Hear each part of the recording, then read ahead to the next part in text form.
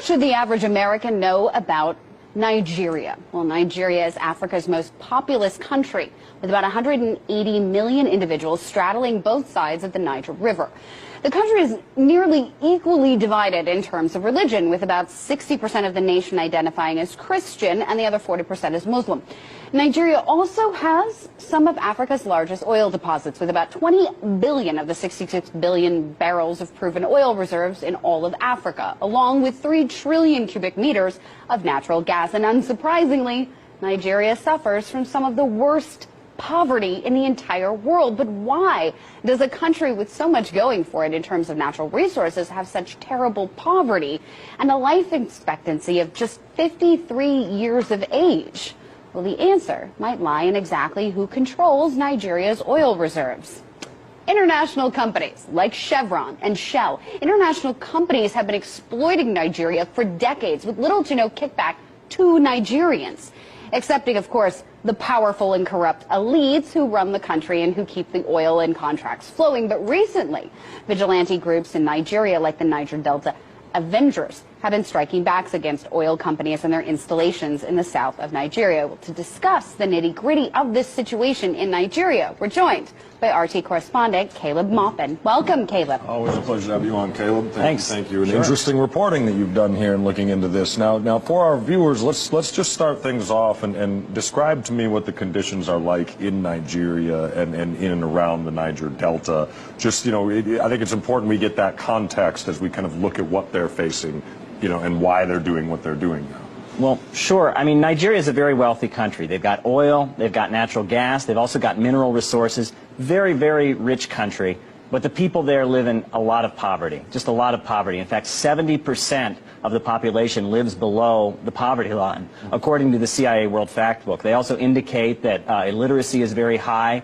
They talk about the fact that 1 in 3 Nigerian children works as a child laborer. I mean, these are horrendous conditions in a country that has a real abundance of natural resources. I mean, if anything, they should be like running the table, given how much wealth is within this country. Right. Sure.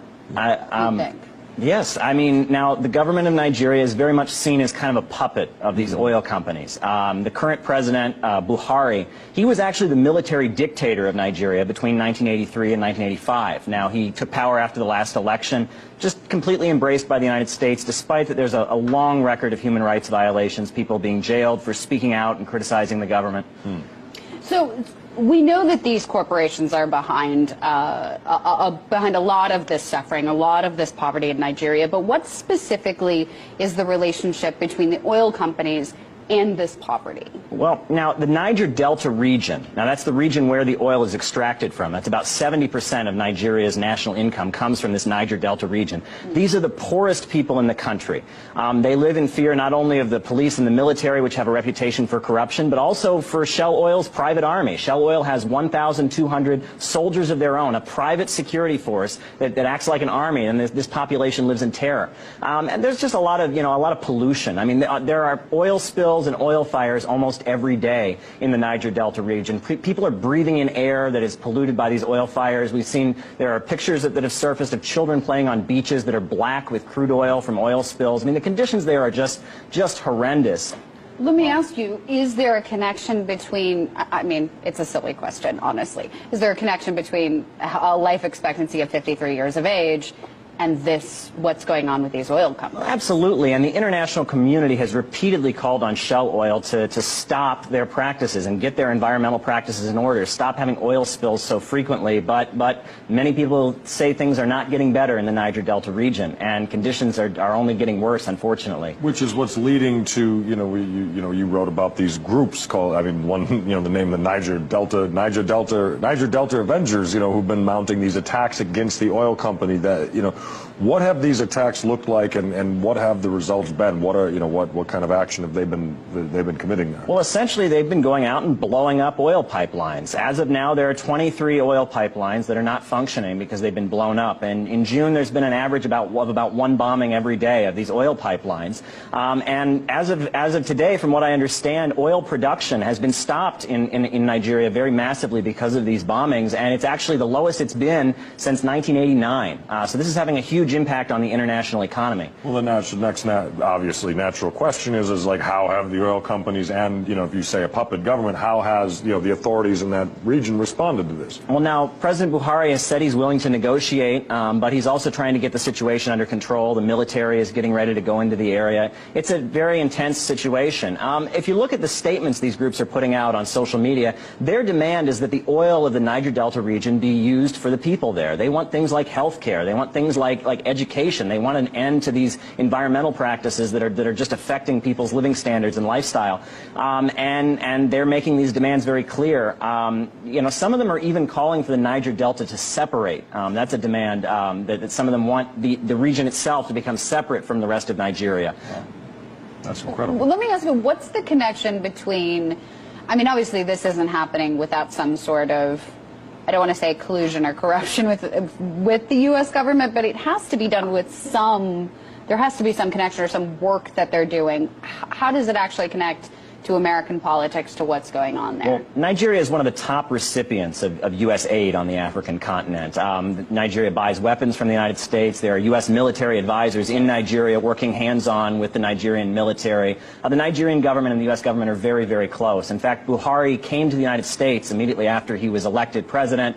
Barack Obama praised him, saying he had a reputation for integrity. So the two governments, the U.S. government and the Nigerian government, they work hand in hand. And there's no evidence to say that we would actually pivot and say, hey, maybe we should help these people out who are fighting back against these companies. I wouldn't count on that. There's nothing saying that there's any reason that would happen. Right. Now, we often hear in the media about Boko Haram and its status as a terror organization and its relationship with ISIS.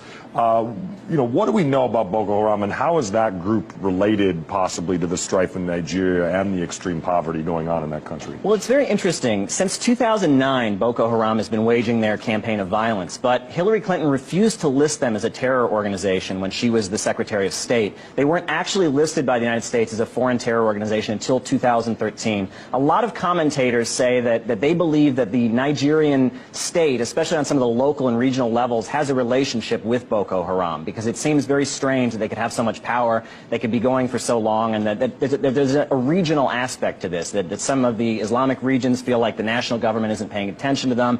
They're supporting Boko Haram, and it's a complicated situation. Yeah, I mean, it's very, very complex. They have called themselves now the African wing of ISIS, which is an interesting thing. Well, I wonder, you know, we hear a lot about the violence. We hear a lot about movements that are active military type movements against these oil companies. Are there peaceful movements in Nigeria that oppose the violence, but also oppose the sort of Western intervention and the oil companies? Are there peaceful movements? Now, there's a cleric named Sheikh Ibrahim al-Zakzaki, and he was leading the Islamic movement in Nigeria. This was a group that was protesting against corruption and also trying to have dialogue between Christians and Muslims in Nigeria and bridge the gap. Now, in December, the city that he's based in, Zaria, the neighborhood he works out of, was raided by the Nigerian military. At least 300 people were killed. These are unarmed people were killed. And Sheikh Ibrahim al-Zakzaki, he actually remains in military detention. The Nigerian military is holding him without any criminal charges, refuses to release him. And you can go back even further. In the 1990s, there was a case of a filmmaker, Ken Saro-Wiwa. Now, this is an award-winning filmmaker, got all kinds of awards from the United Nations for his environmental work, criticizing Shell Oil and other corporations. He was arrested. Within 8 hours of being arrested by the Nigerian military, he was tried by a military tribunal, and he was hanged.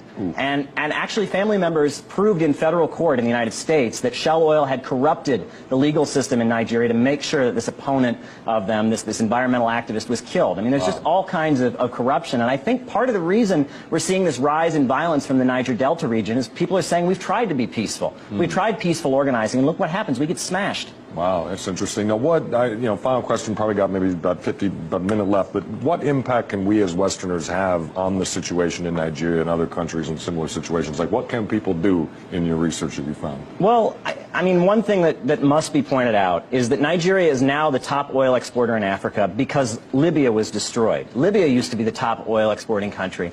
And the reason that Libya was destroyed was allegedly because of concerns about human rights, the NATO bombing campaign. But Libya had a state-owned oil company, an oil company that wasn't controlled by Western corporations. And as a result, they had not the lowest but the highest life expectancy on the African continent. They had guaranteed health care and housing for the population, paid for with the proceeds of a government-controlled and locally controlled oil company that they used for their domestic economy. And that's no longer the case. And now Nigeria is the top oil exporter because Libya has been bombed and ruined. The best thing for people to do would be to try to help in whatever way, push for Nigeria to take over and have control of their own resources as opposed to letting, you know, multinational corporations control it. Obviously. Caleb Muppin, thank you so much.